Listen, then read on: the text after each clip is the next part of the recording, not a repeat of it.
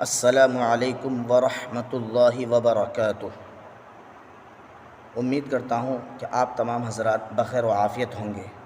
ناظرین، آج کا مسئلہ ہے قربانی کس پر واجب ہے۔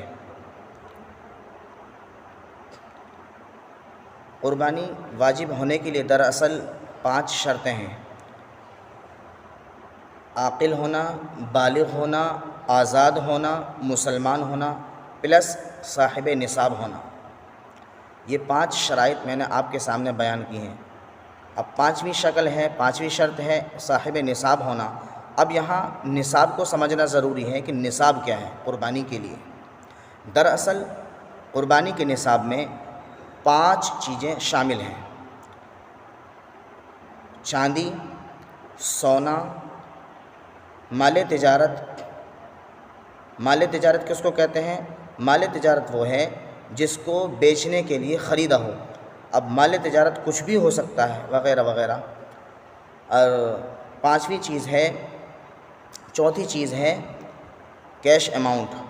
5ویں چیز ہے ضرورت سے زائد سامان۔ اب ضرورت سے زائد سامان کیا ہے؟ ضرورت سے زائد سامان کی بڑی لمبی چوڑی تفصیل ہے۔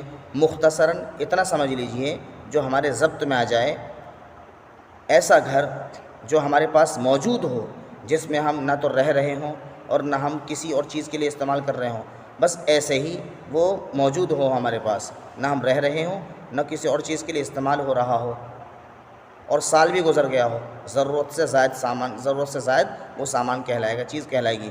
اسی طریقے سے گھر کے برتن وغیرہ ہیں اور دیگر اشیاء جن پر سال گزر گیا ہو، استعمال میں نہیں آ رہے ہوں، وغیرہ وغیرہ، یہ ضرورت سے زائد سامان کہلائیں گے۔ یہ 5 چیزیں ہوئیں، اور ان 5 چیزوں کو جوڑ کر کے، جمع کر کے ان کی قیمت دیکھی جائے گی، اور جمع کر کے قیمت جوڑ کر کے قرضہ، گھر کا راشن، بجلی کا بل، گیس وغیرہ کا خرچہ اور دیگر اشیاء جو ضرورت کی چیزیں ہیں، ان تمام چیزوں کا خرچہ نکال کر کے پھر دیکھا جائے گا کہ 52.5 تولہ چاندی کی قیمت کے برابر ان تمام چیزوں کی قیمت بیٹھ رہی ہے۔ تو جس شخص کے پاس یہ نصاب موجود ہوگا، ایسے شخص پر قربانی واجب ہوگی۔ 5 چیزیں موجود ہوں جن کی قیمت 52.5 تولہ چاندی کی قیمت کے برابر ہو، یا پھر 4 ہوں، 4 نہیں تو 3 ہوں، 3 نہیں تو 2 ہو، 2 نہیں تو 1 ہو، جس کی قیمت 52.5 تولہ چاندی کی قیمت کے برابر ہو۔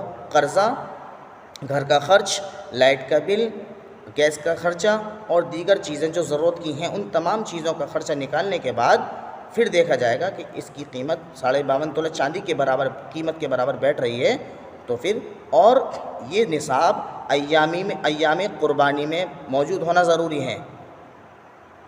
10 ذی الحجہ کی صبح صادق سے 12 ذی الحجہ کے غروب آفتاب تک جس شخص کے پاس یہ نصاب موجود ہوگا، اس پر قربانی واجب ہوگی۔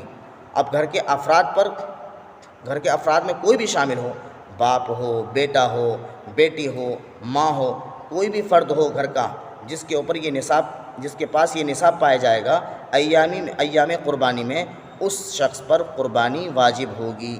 امید کرتا ہوں کہ آپ تمام حضرات کے مسئلہ اچھی طرح سمجھ میں آ گیا ہوگا۔